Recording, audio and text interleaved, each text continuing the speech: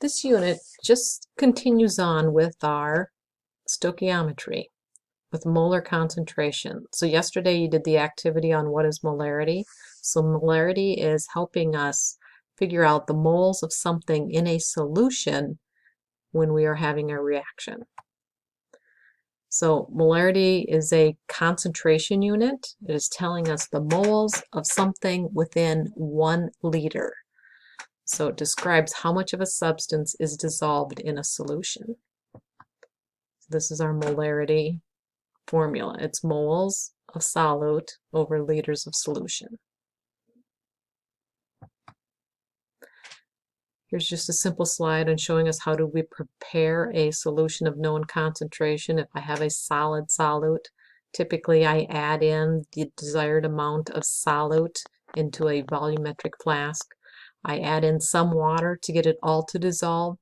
Then I continue to fill it up to the marked line, and that would be whatever volume of water is in there. So it's just a volumetric flask that is graduated off to give me 1 liter of solution, or it could be a half a liter depending on what it is.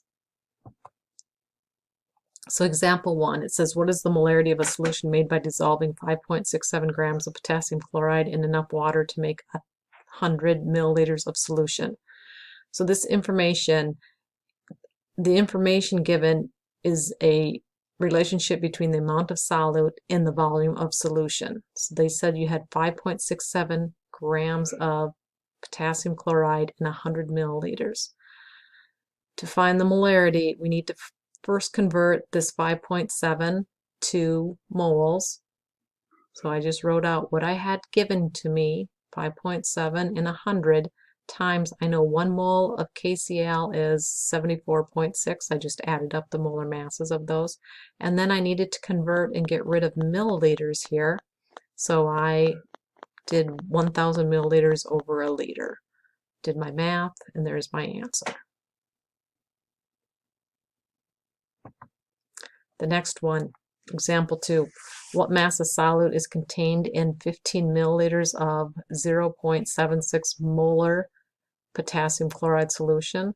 So step 1, or the first part, I just wrote down what was given. I have 15 milliliters of this solution. Now this solution is 0.760 moles per every liter. Since I was given milliliters here, I'm going to convert that liters to milliliters here. And then I'm going to multiply this by the molar mass of KCl. I know 1 mole of that is this, and that would tell me how many grams I have of that potassium chloride.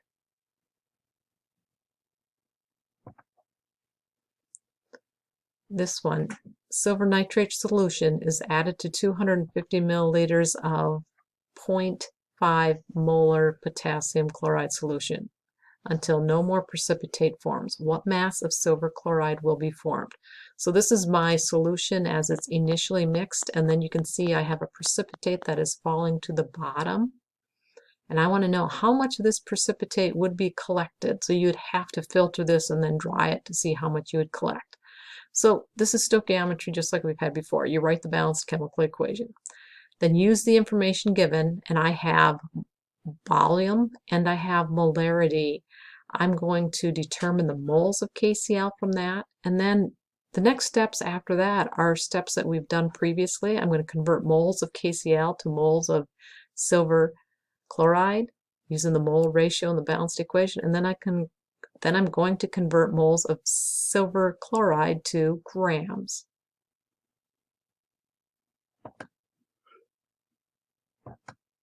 So here's my setup.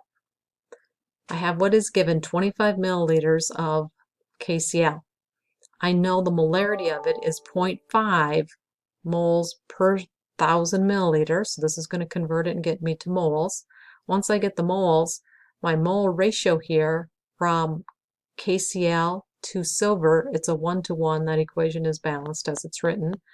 Did my mole ratio, and then I'm going to convert moles of AgCl, silver chloride, to grams, getting the molar mass, and multiply through. There's my answer. These steps right here, 3 and 4, are previous steps that we've had. Step 2 is the only new step that we're adding to this. Here's example 4.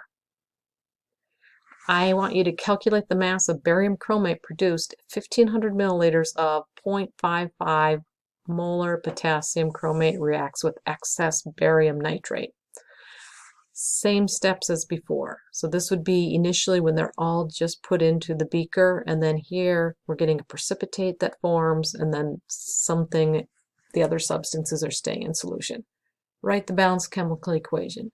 Using the information given, I have volume and molarity of potassium chromate. I'm going to determine moles. From there, we use that mole ratio in the balanced equation and then convert to grams. Now, I have a video on here for you to watch, so you can watch the video to go through those steps for the next 2 problems. And then I did one that's a limiting reactant problem like we had before. So very similar to what we've done before, except now we're working with solutions.